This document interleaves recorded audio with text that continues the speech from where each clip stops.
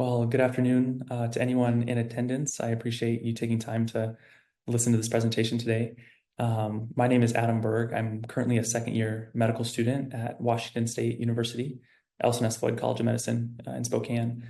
I'm originally from Tacoma, Washington, and when I graduated high school, went off to small town Indiana for school. I went to Wabash College and majored in Spanish there.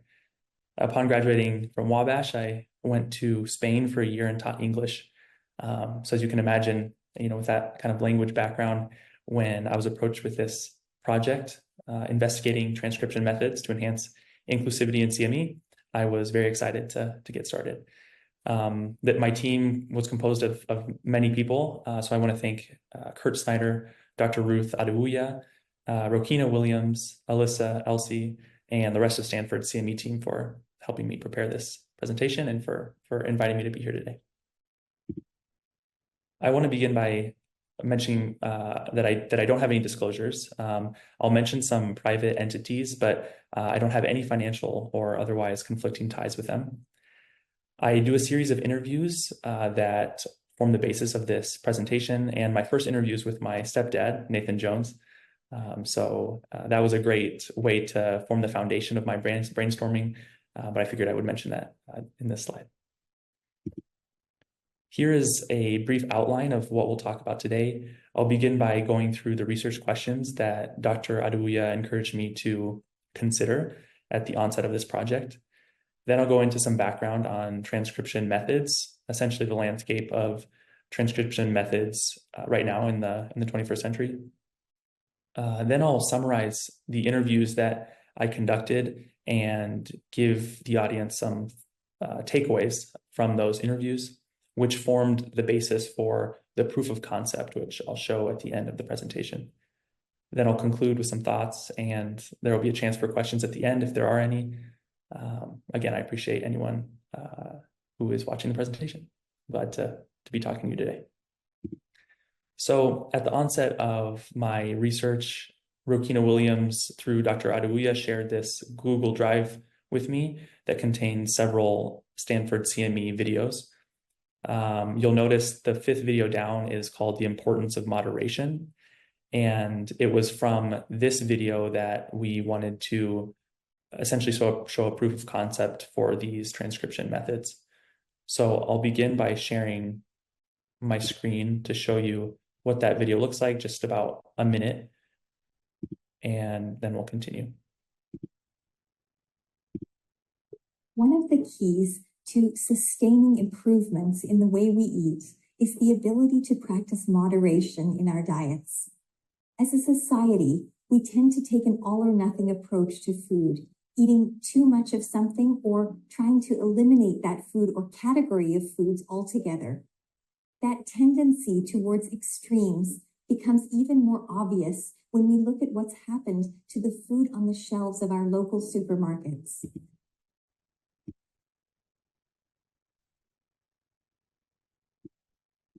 Socialized to eat until we're full. That's not a natural thing. And it's not a universal thing. In France, when you're hungry, you say, j'ai faim, I have hunger. And at the end of the meal, you don't say, I'm full, and you don't ask your children, are you full? You say, je n'ai plus faim, I'm no longer hungry.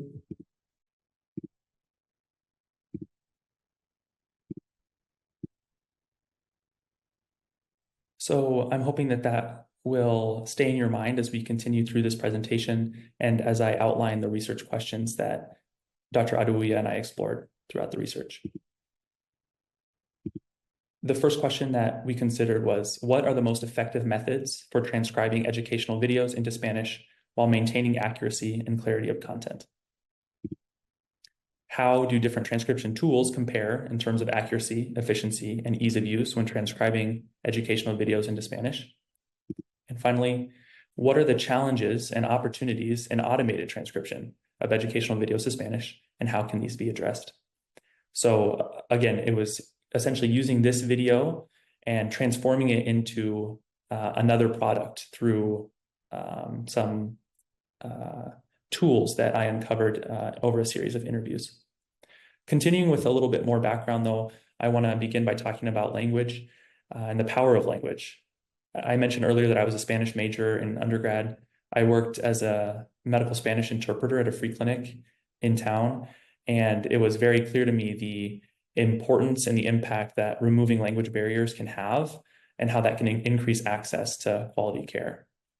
It was from that experience and then one full year of medical school that I entered into this research project. It's clear to me that inclusivity and access follow very closely. And the conversations I had in the final product you'll see at the end of this presentation demonstrate a commitment to making media more inclusive and accessible. I want to give a brief framework for the current video transcription methods available. One of those is manual transcription. This is the tried and true method. It's time consuming, and up until recently, it was the most accurate. That, however, is changing these days.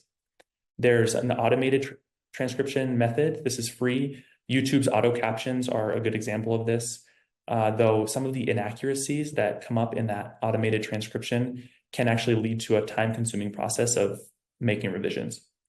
There are also software programs. This is where one person is doing the manual work. They are essentially transcribing the video, but it's facilitated by some software.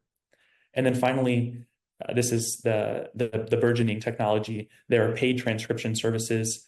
It's a combination approach of that manual transcription by a human that oftentimes follows an initial AI or machine learning generated transcription. The costs for these technologies can range from 80 cents to about $2 a minute. So cost is a consideration for this method. Now, I wanted to make a note about the interviews that I conducted. At the onset, I attempted to recruit those from higher education, those in education technology, specifically focused on accessibility and inclusivity. I didn't have a whole lot of success through email, even using my fancy Stanford.edu email. So I turned to LinkedIn, signed up for a free premium account. I think it was a 14-day trial, and started messaging people in the field, specifically in the artificial intelligence field.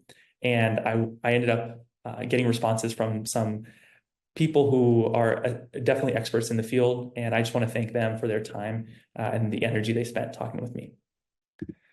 As I mentioned in that disclosure slide, the first person I spoke to was my stepdad, Nathan Jones. He works for an international nonprofit as a video producer, editor, and storyteller, telling the stories of individuals and communities. In our interview, he said to me, quote, "Now, it used to be that even in an English interview, the only way to get a transcription was to manually do it. You'd sit down, play a few seconds, type it out, play more, type more. It's a very labor-intensive way to do it." He says, there are benefits. You become intimately more familiar with the interviews because you're digesting it, but it also takes a long time. This showed me early on that this approach, while powerful in some ways, is slow and arduous, especially if the video, which it is in our case, is already produced and you're not necessarily piecing it together as an artist. This marked the transition for me into the artificial intelligence realm, which led me to Louise Tapia. Louise is based out of UK. She works for Vitac. She's the VP of sales there. And this company is a full service captioning and communications accessibility company. During our interview, as she spoke about live broadcasting technology used for subtitles, she said, "We are now using an automatic speech recognition engine rather than a human. And it's incredible. The results are pretty much as good as a human." When giving an example of that ASR, the automatic speech recognition engine, deciphering between 1938, the year, and $19.38, the dollar amount, she says, "We've managed to train the engine to make those kinds of contextual decisions. It's very clever." This taught me that there are powerful machines in this time and day that can increase effectiveness, essentially combining both speed and precision. I think maybe 10 years ago, we were concerned about the accuracy of some of these technologies, but we're seeing that now we both have the speed and the precision and the accuracy. Next up, I spoke with DeMarlon Cisney, based out of Seattle. His company, Hop Technology Solutions, quote, works on helping the overlooked prosper. DeMarlon is an entrepreneur dedicated to making complex data accessible and comprehensible. And his background in data and machine learning from Amazon Web Services helped us have a really great conversation about how he approaches conversations with clients. He says, quote, sitting down and understanding their current landscape of technology with a technical review, and from there architecting a solution in accordance with Amazon Web Services. Now, although I wasn't a client, he gladly walked me through what an architecture for the project I was hoping to do would look like. And that included Amazon tools such as Amazon Translate, Amazon Transcribe. However, as I worked using those tools, it was not as simple as I expected. Now, while the technical approach did not come to me naturally, DeMarlin's emphasis on communities was an important one. He says, quote, we focus on leveraging data and machine learning solutions to help benefit communities that are often overlooked and underrepresented. At this point, it was starting to become more clear that machine learning technology can be a big player in this field, and specifically that its ability to quickly take a video from one language to another would be exactly what we were looking for in that field, in that realm of inclusivity and accessibility. Next up, I spoke with Miguel Jete. He's currently the head of AI at Circle Medical, which is a telehealth company, and he's leading an effort with generative AI. He still acts as an advisor to Rev, a company that, quote, helps people understand the human voice with closed captions, transcripts, and world language subtitles. This approach falls into the combination model that I spoke about earlier, where you have the automatic transcription at the front with some human input on the back end to ensure accuracy and clarity. Miguel's LinkedIn reads, and I quote, by building a model informed by the most diverse collections of voices in the world, we've set a universal standard for speech-to-text accuracy that ensures every voice is understood. And during our interview, he very succinctly said, quote, because some people, they really would prefer to consume the audio in their first language. Now, this got me thinking. We're talking about transcription. We're talking about different transcription methods. Consuming video. One way to consume the video is to read accurate subtitles or captions in your language. Another way to do that would be to listen to the video in your first language. So this notion elevated the playing game. What about a step past transcription? What about automated voices using an accurate transcript as a base? This brought me to my final interview with Seamus McAteer, based out of San Francisco, who's the founder and CEO of Speech Lab. Speech Lab focuses on automated dubbing. So essentially, you give the program a transcript, and from just that text, the software is able to overlay a dubbed audio in the target language. During our interview, Seamus said, quote, accessibility is what we're all about, making the world accessible to people that speak different languages. That's our mission. So next, I want to show you a proof of concept. Recall the video from the beginning of the presentation. It's a video in English talking about moderation in our diet. This is the workflow that I went through after the series of interviews. I realized the power of the automated technologies and decided to move that route in creating this proof of concept. I began with the MP4, the video file that was uploaded to the Google Drive. I took that and dropped it into the Speech Lab software to transcribe it. From that step, we were then able to dub it using the same software there on Speech Lab. And I then downloaded the video along with an SRT file. The SRT file is essentially a text file of the transcript in the target language, and uploaded that to Vimeo to add subtitles. So what I'm about to show you is the final product, which contains an accurate transcription with subtitles, plus an automated dub into Spanish. I hope you enjoy this video.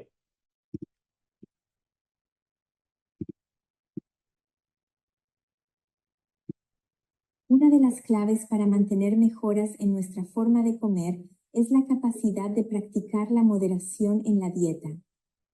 Como sociedad, tendemos a adoptar un enfoque de todo o nada respecto a la comida, comiendo demasiado de algo o intentando eliminar por completo ese alimento o categoría de alimentos. Esa tendencia a los extremos se hace aún más evidente cuando observamos lo que ha ocurrido con los alimentos de las estanterías de nuestros supermercados locales. Por un lado,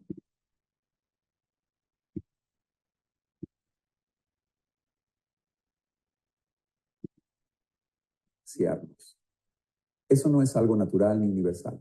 ¿Sabes? En Francia, cuando tienes hambre, dices, j'ai faim, tengo hambre. Y al final de la comida, no dices, estoy lleno, y no preguntas a tus hijos, ¿estás lleno? Dices, je n'ai plus faim, ya no tengo hambre. Eso es muy diferente a estar relleno. El momento en que ya no tienes hambre es muchos bocados antes del momento en que estás saciado. Y hacemos a nuestros hijos las preguntas equivocadas. Decimos, ¿estás lleno? Deberíamos decir, ¿estás satisfecho? ¿Todavía tienes hambre? Como ves, hay maneras.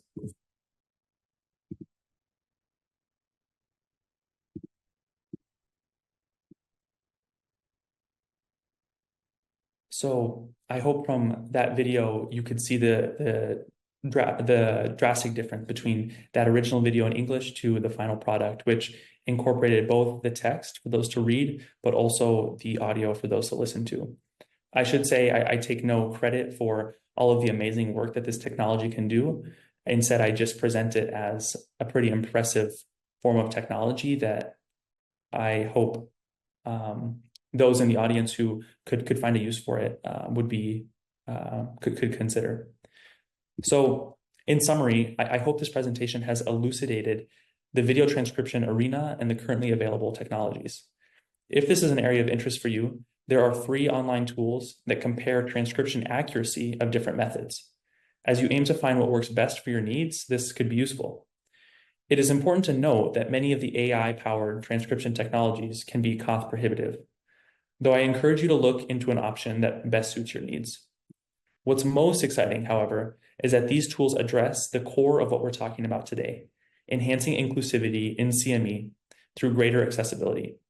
I'm hopeful for the future of video transcription and dubbing and the impact it will have on our communities. Again, I'm very thankful for your time. Thank you for being here, and I'm happy to field any questions if there are any. Thank you very much.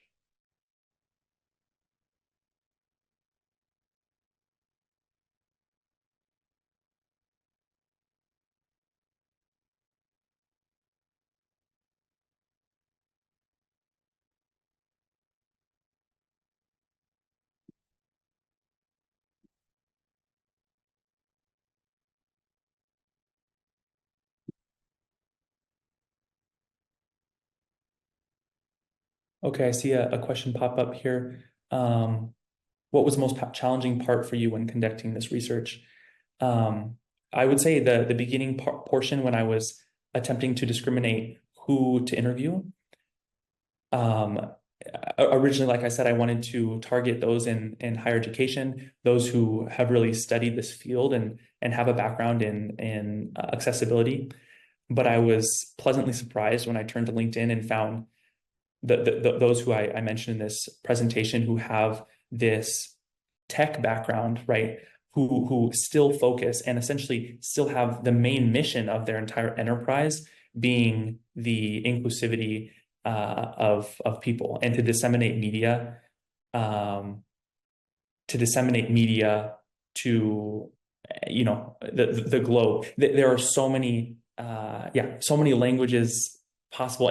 Just wonderful. So I really appreciated talking with them. But I'd say that first part was the hardest or most challenging part of the research. Another question. You mentioned Speak Lab as a resource you used for this video. What other resources are there? That's a good question. So, and maybe in the text, it got messed up, but it's Speech Lab. Other technologies would include Rev, the one that Miguel Jete works for. Interestingly, I found a coincidence that the Stanford Medcast podcast run by Dr. Adebuya utilizes Rev for its automated transcription and then the subtitling. Miguel was explaining to me that at Rev, they incorporate both that automated transcription and then the human aspect.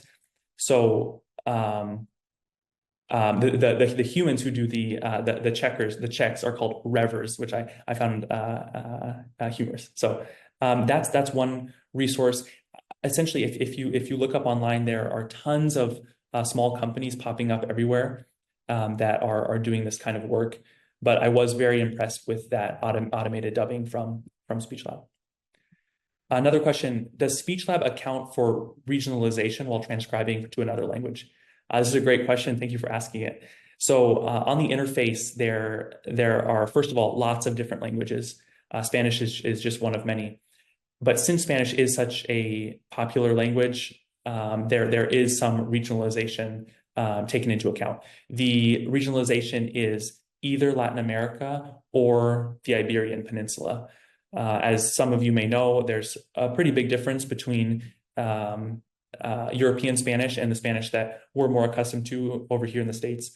And through conversation with several of my interviewees, it's clear that the Iberian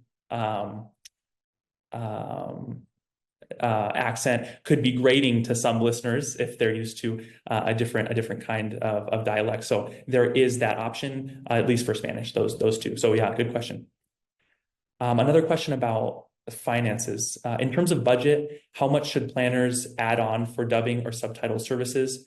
Is it common enough now that it's affordable, relatively speaking? This is another good question. This is something I looked into, and I compared, I did some math on the videos that we had in that, and I can share my screen, in this Google Drive.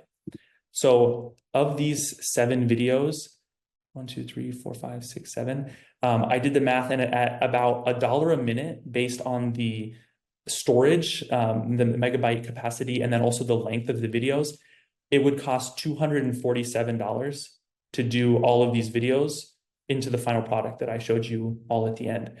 Now, relatively speaking, that sounds pretty expensive to me. I compared that though to paying someone to manually transcribe all of these at $25, maybe $30 an hour. And you would have to take that into consideration, especially with the human aspect of it, right? You have someone potentially dealing with burnout after transcribing video after video after video. So I think there are still advantages to the online option, but it can get expensive when you're paying $1 a minute to dub things. And then another question, any good AI translation for live virtual courses? So this is something that came up tangentially in my conversation with Luis, who works with broadcasting, and it is live captioning.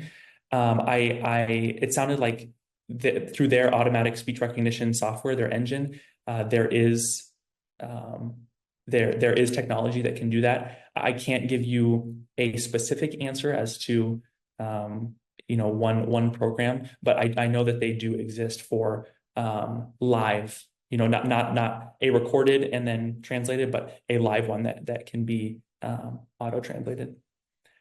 I'm seeing here that I had a 5-minute warning about 3 minutes ago. So if there are any other questions, great. I'm not seeing any come through. Again, thank you all for being here. Thank you for the great questions. I really appreciate it.